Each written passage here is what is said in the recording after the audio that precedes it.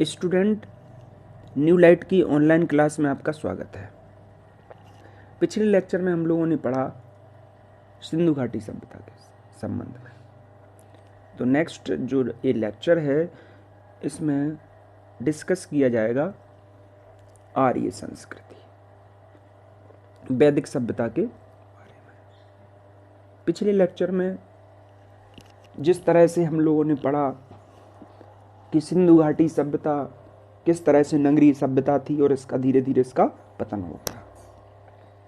जब हम लोग इसके पतन के कारणों में पढ़ रहे थे तो उसमें एक पढ़ा था गार्डन चाइल्ड और स्टुअर्ट पिगट महोदय का जो कथन था कि जो वैदिक सभ्यता थी इसका पतन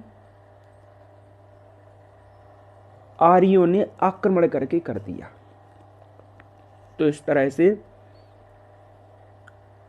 आर्य संस्कृति का प्रादुर्भाव हुआ। इस तरह से सिंधु घाटी सभ्यता के बारे में पढ़ेंगे। देखिए, सिंधु सभ्यता के पतन के बाद जो नवीन संस्कृति प्रकाश में आई उसके बारे में हमें संपूर्ण जानकारी वेदों से मिलती है। सिंधु घाटी सभ्यता के बारे में तो खुदाई से स्थल मिले, लेकिन वैदिक सभ्यता के बारे में जनरली पूरी जानकारी हमें वेदों से मिली है। इसलिए इस काल को हम वैदिक काल के नाम से जानते हैं। क्योंकि इस संस्कृति के प्रवर्तक आर्य लोग थे, इसलिए इसे आर्य सभ्यता भी कहते हैं। एग्जाम में एक क्वेश्चन बहुत बार आता है कि आर्य जो शब्द है इसका मतलब क्या होता है, अर्थ क्या होता है। तो यहाँ आर्य शब्द का अर्थ है श्रेष्ठ या कुलीन। आर्य लोग सर्वप्रथम सप्त सिंधु क्षेत्र में बसे। तो ये सप्त सिंधु क्षेत्र क्या है? जब हम पंजाब के बारे में पढ़ते हैं तो 5 नदियों का जिक्र आता है। इन 5 नदियों में सतलज, रावी, चिनाब, झेलम, ब्यास, सिंधु ये नदी हैं। तो वैदिक सभ्यता के संबंध में जो सप्त सिंधु क्षेत्र है इसमें 7 नदियां हैं। पहली सिंधु, इसका यानी सिंधु नदी का सर्वाधिक उल्लेख है। एग्जाम में कई बार पूछा जाता है कौन सी नदी का वेदों में या ऋग्वेद में सबसे ज्यादा उल्लेख है। सिंधु नदी।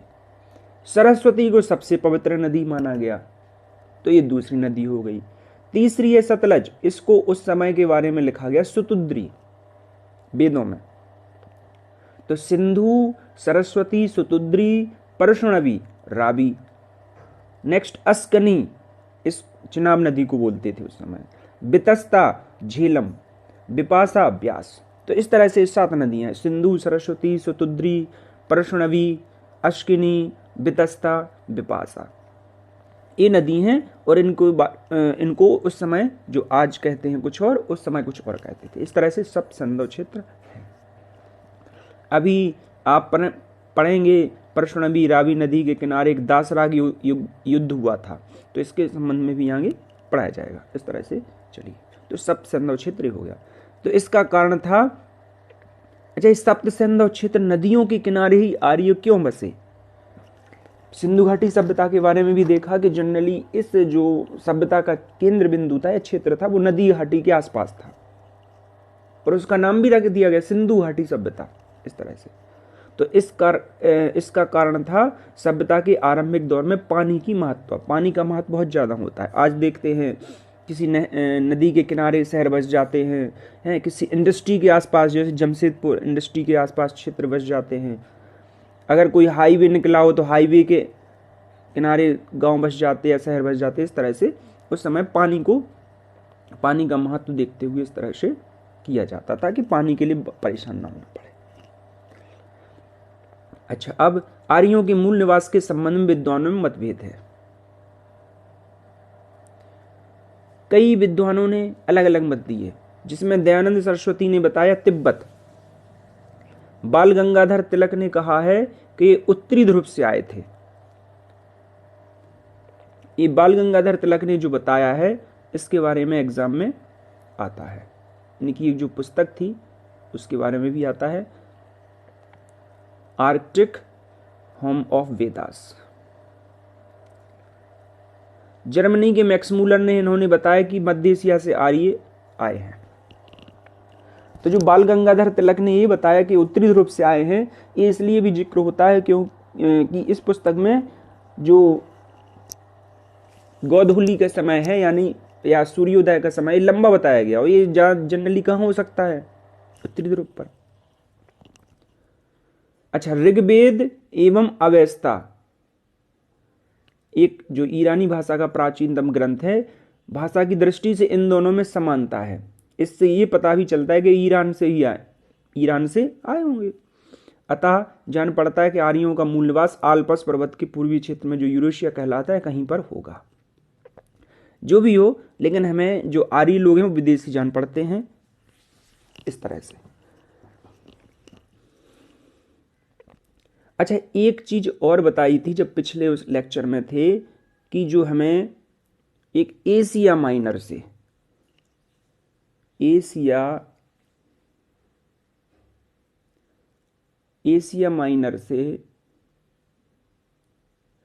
बोगस कोई जगह से 1400 ईस्वी में एक साक्ष्य मिला था। तो इससे तो ये प्रूफ हो गया कि 1400 ईसा पूर्व के समय सिंधु घाटी सभ्यता के बाद वैदिक सभ्यता ये अस्तित्व में थी। तो इसीलिए इसका जो टाइम भी देखेंगे अभी हम लोग, तो इसका जो टाइम कैलकुलेट होगा वो 1500 से 1000 BC, इसमें रहेगा ऋग्वेद काल रहेगा। और जो बाद का है 1000 से 600,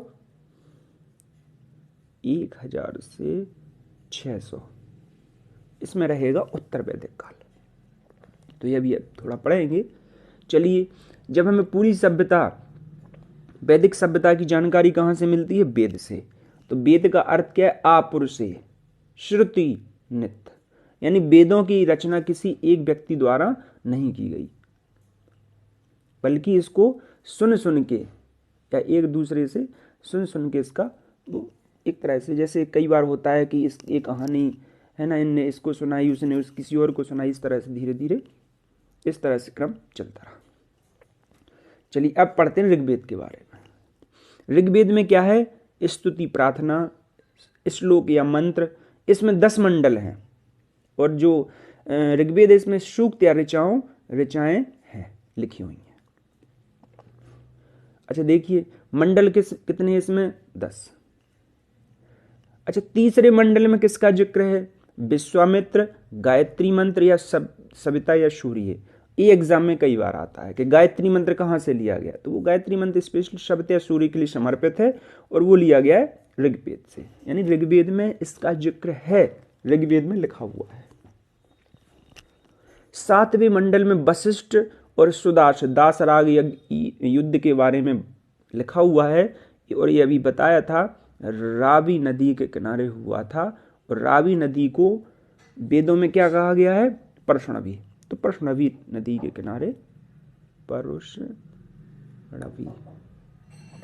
नदी के किनारे युद्ध लड़ा गया था। ये एग्जाम में कई बार आता है। ठीक, तो इस तरह से 7वें मंडल में इसका जिक्र है, परशुणवी। अच्छा, 9वां मंडल जो है वो सोम देवता को समर्पित है। सोम है ये, सोम देवता, पीने वाले देवता। जो 10वां है, इसमें विराट पुरुष की संकल्पना की है, और यहां जो विराट पुरुष है इससे 4 वर्ण, कौन से? ब्राह्मण, क्षत्रिय, वैश्य और शूद्र। थोड़ा सामाजिक उसमें पढ़ेंगे, तब भी पढ़ेंगे। तो 10वें मंडल में इन 4 वर्णों के बारे में जिक्र है। अच्छा, ऋग्वेद काल में जो पुरोहित था उसे क्या कहते थे? होता या होत्र। ये एग्जाम में कई बार आता है, ये महत्वपूर्ण है। इसके जो ब्राह्मण ग्रंथ हैं ऋग्वेद के, वो कौन कौन से हैं? देखिए, एक तो ऐत्रेय है, इसमें सागर की चर्चा की है, दुख का कारण भी लिखा है और राजा की उत्पत्ति का सिद्धांत। तो जो ऋग्वेद है इसके 2 ब्राह्मण ग्रंथ हैं, एक तो ऐत्रेय है और नेक्स्ट है कौशितकी। एक हो गया ऐत्रेय और दूसरा हो गया कौशितकी। ये एग्जाम में कई बार आता है। हालांकि आता है अथर्ववेद का, उसका एक गौपथ ब्राह्मण है, उससे बहुत ज्यादा बार एग्जाम में पूछा जाता है। तो ऋग्वेद के 2 ब्राह्मण ग्रंथ हैं, ऐत्रेय और कौशितकी। ऐत्रेय में किसके संबंध में बात है? सागर। एग्जाम में कई बार स्टेटमेंट आ गया था कि जो वैदिक लोग थे, आर्य लोग थे, इन्हें सागर के बारे में जानकारी नहीं थी। तो जब सागर की चर्चा है तो सागर के बारे में जानकारी होगी, क्योंकि अमूमन होता क्या है कि जिस चीज के बारे में हम जानते हैं, जैसे कहा जाए कि भाई ऐसा है कि मैंगो का चित्र बनाइए। अब अगर आपने मैंगो कभी देखा नहीं होगा तो आपका अगला क्वेश्चन हो कैसा होता है, इस तरह से।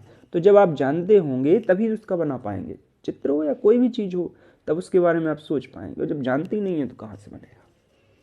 ठीक, तो इसके ब्राह्मण ग्रंथ ऐत्रेय और कौशितकी। अच्छा, सबसे पुराना वेद कौन सा है ना? हिस्ट्री में कुछ भी नहीं रखना है, एक बार आप अच्छे से सिस्टमेटिक सभी चीजों को पढ़ लीजिए, आधी चीजें तो ऐसे ही आ जाती हैं। सबसे पहले वेद कौन सा लिखा गया? ऋग्वेद। अरे जब भैया ऋग्वेद पढ़ ही रहे हैं, और जो वैदिक काल है इसको 2 पार्ट में डिवाइड किया गया, पूर्व वैदिक काल और इसके बाद आएगा उत्तर वैदिक काल। अभी किसके बारे में जिक्र करेंगे आगे, तो अभी तो एक बेसिक कंसेप्ट थोड़ा सा आप समझिए कि वेद के बारे में किसमें क्या लिखा है। नेक्स्ट है यजुर्वेद। यजुर्वेद में यजुर यज्ञ, ठीक, इतना याद रखना है। यज्ञ, कर्मकांड, बलि, है ना, इसके संबंध में यजुर्वेद में जिक्र है। अच्छा, यजुर्वेद का जो पुरोहित होता था उसको बोलते थे अधर्व्यु। ये एग्जाम में कई बार आया है। ठीक, तो यजुर्वेद कर्मकांड पर निर्भर है, मतलब इसके बारे में इसमें जिक्र है। और बलि के, तो कर्मकांड, यज्ञ, बलि, और इसके पुरोहित को बोलते थे अधर्व्यु। ये एग्जाम में कई बार आया है। इसका ब्राह्मण ग्रंथ है शतपथ और दूसरा है तैत्तिरीय। इसी तरह से भी हमने ऋग्वेद के बारे में पढ़ा, उसके भी 2 हैं, इसके भी 2 हैं। ठीक, शतपथ और तैत्तिरीय।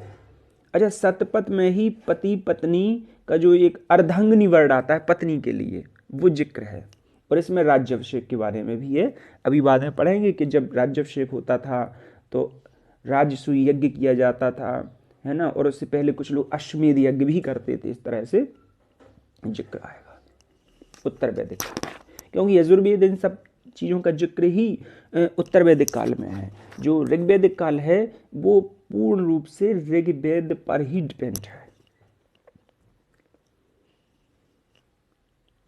नेक्स्ट, सामवेद। सामवेद यानी गायन। जो ये गीत हैं, इस तरह से इसमें सामवेद में इनका जिक्र। इसके पुरोहित को थे उद्गाता, देखो नाम से भी है गाता, तो पुरोहित इसका उद्गाता। ये भी एग्जाम में कई बार आता है। इसका ब्राह्मण ग्रंथ है जैमिनीय और तांड। ये उतनी महत्वपूर्ण नहीं इसमें ज्यादा, लेकिन थोड़ा सा याद रखिए। नेक्स्ट, अथर्ववेद। अथर्ववेद में जो जिक्र है वो जादू टोना, वशीकरण, नहरों की चर्चा, औषधि, इन चीजों के बारे में जिक्र है। एग्जाम में आता है कई बार कि जो किस वेद में नहरों की चर्चा की गई है, तो अथर्ववेद।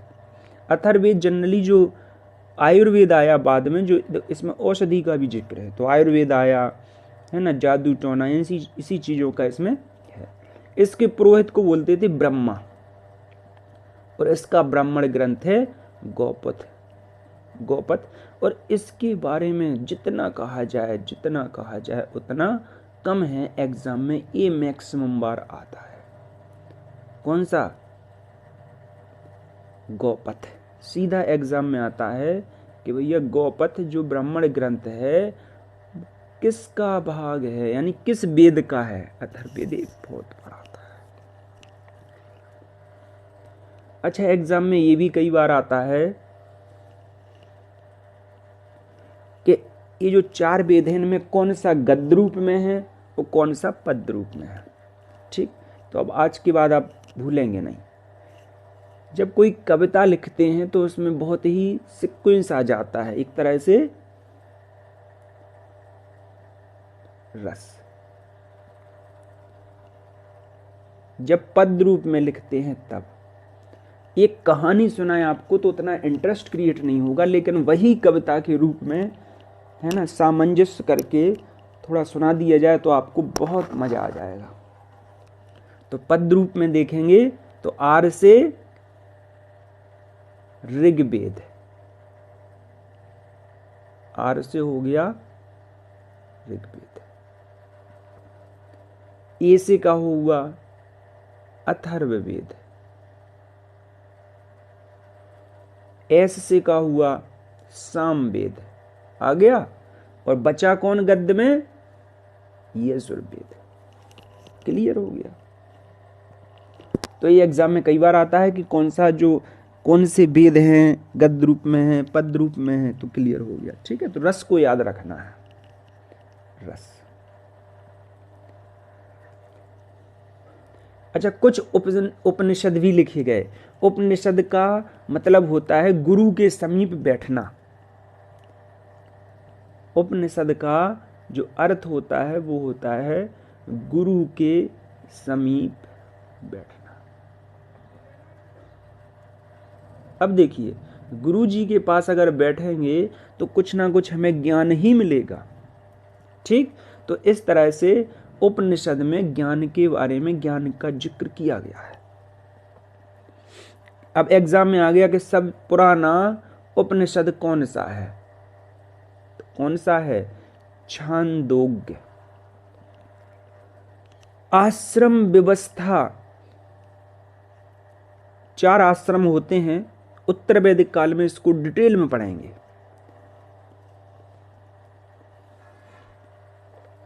तो जो 4 आश्रम हैं, गृहस्थ, उससे पहले ब्रह्मचर्य, गृहस्थ और वानप्रस्थ, इनका 3 वर्ण व्यवस्था का जिक्र है छांदोग्य में। और जो एक आया है सन्यास, ब्रह्मचर्य, गृहस्थ,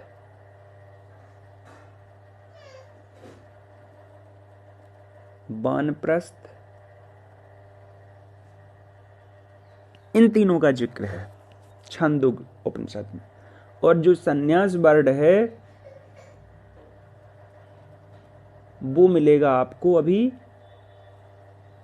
आप पढ़ेंगे। तो जो छांदोग्य उपनिषद है इसमें केवल 3 आश्रम व्यवस्था का जिक्र है। एक उपनिषद है बृहदारण्यक, इसमें याज्ञवल्क्य और गार्गी के बीच जो संवाद हुआ था उसका जिक्र है। अभी जो बताया था जवाल उपनिषद, इसमें 4 आश्रमों की चर्चा है। और एग्जाम में जो कई बार आता है वो है यम नचिकेता संवाद, कठ उपनिषद। यम नचिकेता के बारे में आपने कहानी सुनी होगी कि जब इनके पिता बूढ़ी गायें दान में दे रहे थे तो इन्होंने कहा था कि जिस तरह से गायों का कोई औचित्य नहीं है, इस तरह से आप मुझे किसे देंगे, क्योंकि उनका कोई उपयोग नहीं था। तो इस तरह से यम और नचिकेता का इस तरह से जिक्र है, संवाद है, वो कठ उपनिषद में है। नेक्स्ट, और जो एग्जाम में ज्यादा बार आता है मैक्सिमम बार, वो है मुंडक उपनिषद। ये बहुत महत्वपूर्ण है। इसमें सत्यमेव जयते का जिक्र है। एग्जाम में आता है सत्यमेव जयते किस उपनिषद से लिया गया, मुंडक। इसमें यज्ञ की तुलना टूटिनाव से की गई। यानी जब देखेंगे आप उत्तर वैदिक काल में तो ये जो यज्ञ कर्म कांड जैसी चीजें वो कम हो जाएगी, इनकी महत्व कम हो जाएगी, इसलिए इसकी तुलना टूटिनाव से की जा रही है। ठीक, तो ये मुंडक उपनिषद सत्यमेव जयते याद रखिएगा। वैदिक संस्कृति को हम 2 पार्ट में डिवाइड करेंगे। तो सबसे पहले तो पढ़ेंगे ऋग्वैदिक काल, पूर्व वैदिक काल।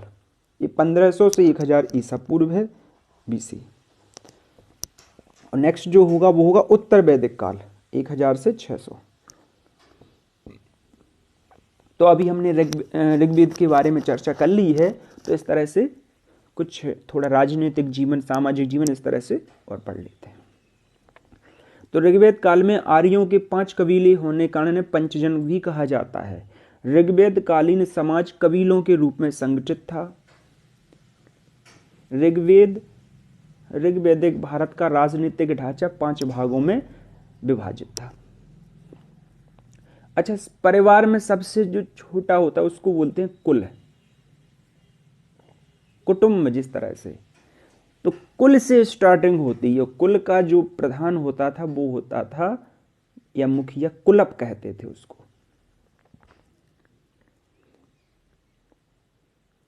आज अगर देखें तो सबसे नीचे क्या है? ग्राम, फिर जिला,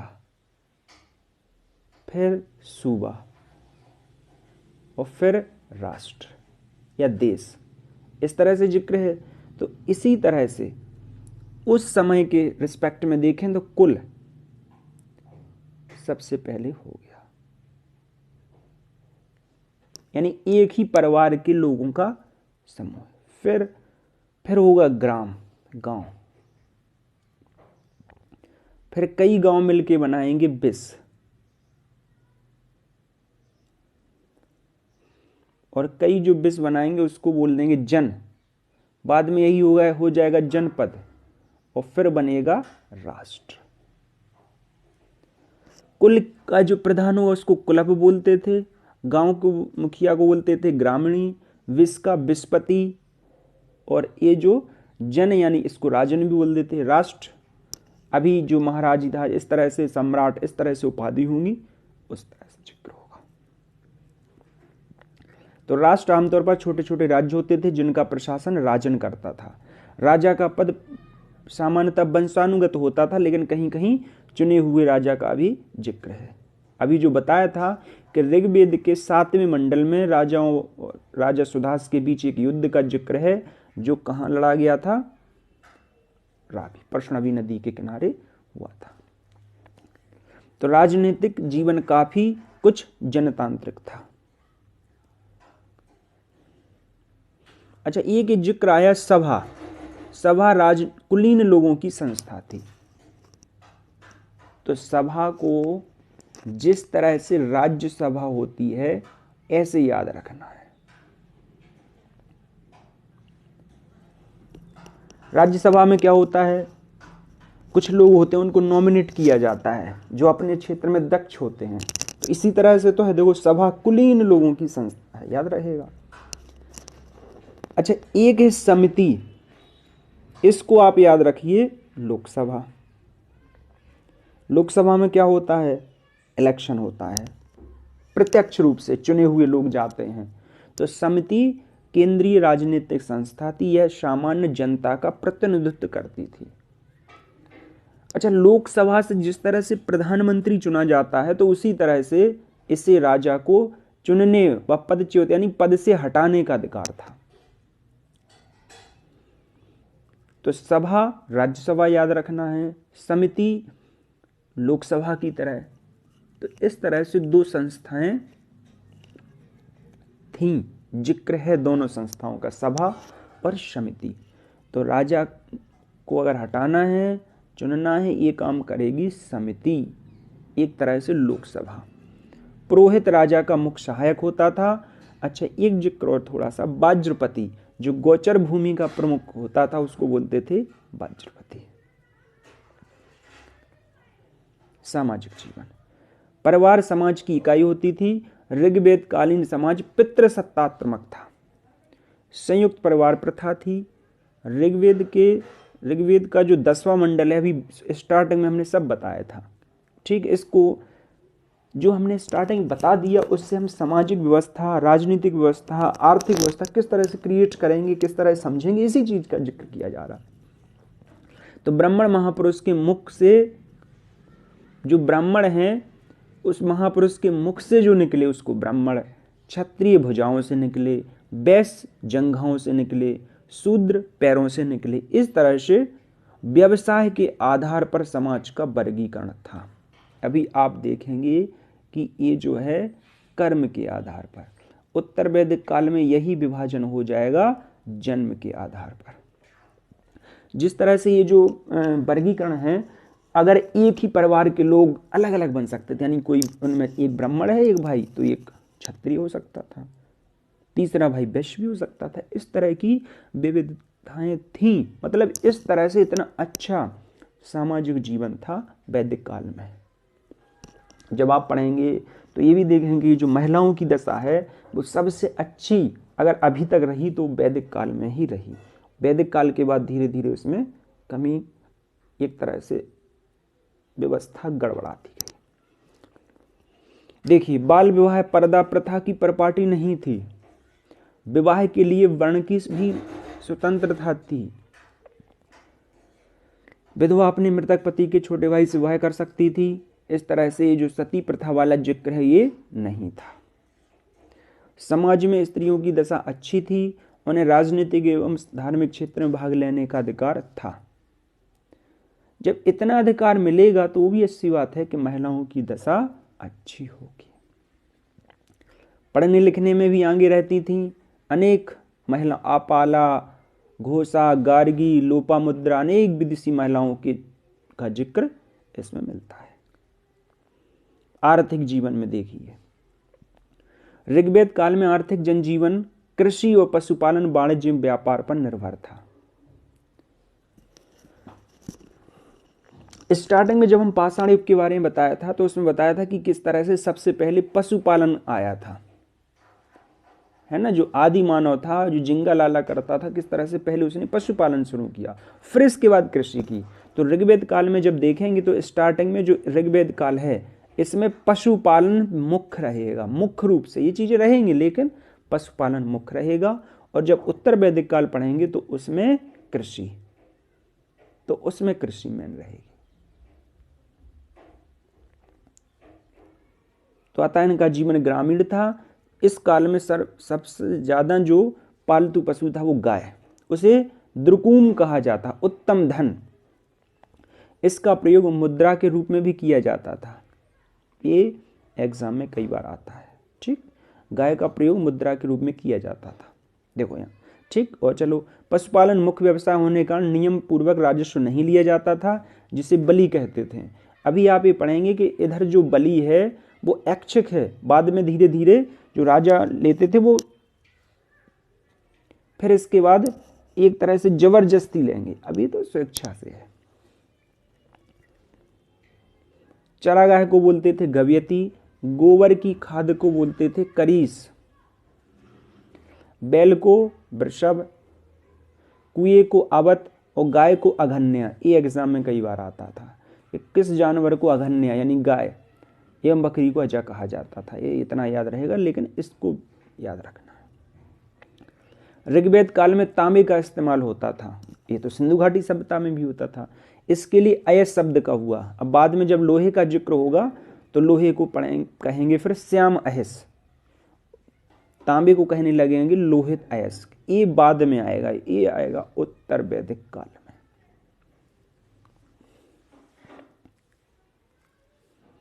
इसके बारे में जिक्र कर ही दिया कि सिंधु आर्यों की सबसे महत्वपूर्ण नदी थी, जबकि सरस्वती नदी सबसे पवित्र थी।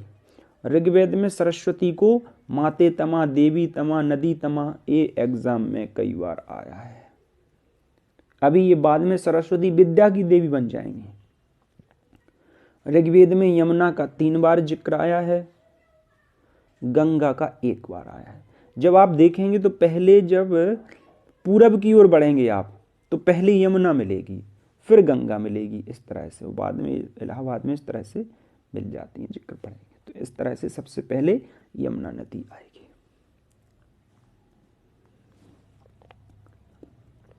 ऋग्वेद काल में जनरली प्राकृतिक शक्तियों की पूजा होती थी, लोग यज्ञ करते थे। सबसे महत्वपूर्ण देवता थे इंद्र। ठीक है, इसको याद रखिए, प्राकृतिक शक्तियों की पूजा। और वो भी क्या, इस समय थोड़ा यज्ञ का विधि विधान था। सबसे ज्यादा जो देवता रहेंगे फेमस वो इंद्र रहेंगे, दूसरे स्थान पे अग्नि रहेंगे, इसके बाद आ जाएंगे वरुण। इंद्र को युद्ध और वर्षा का देवता भी माना गया है।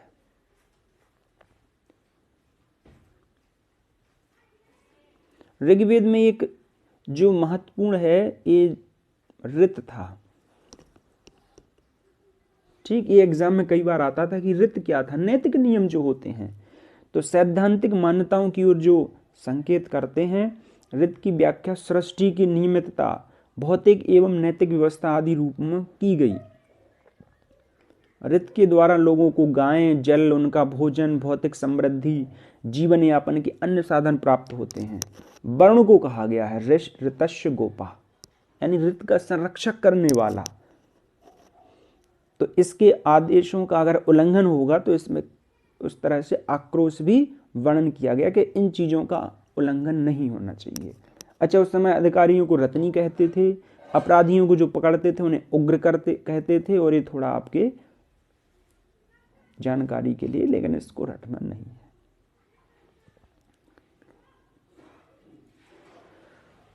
अभी बताया था कि किस तरह से सभा का जिक्र आता है, समिति, किस तरह से समिति थी, और एक थी बिदत। राजा को सलाह देने के लिए जो आर्यों की एक जनसभा होती थी उसको बिदत भी कहते थे।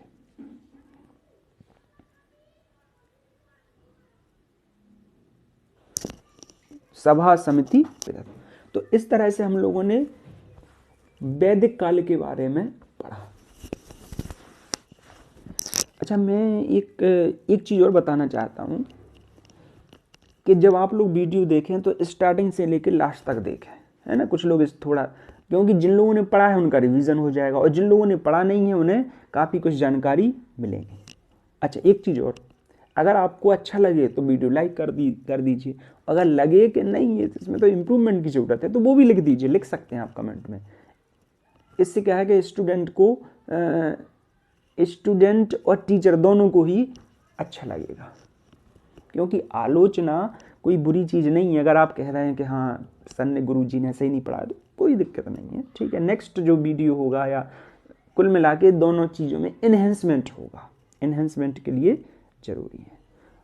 जो एग्ज़ाम के पर्पज़ से जो क्वेश्चन डिस्कस किए जाते हैं वो मैं नेक्स्ट लेक्चर में, जब पूरा वैदिक काल होगा तब इसके बाद में डिस्कस करूँगा।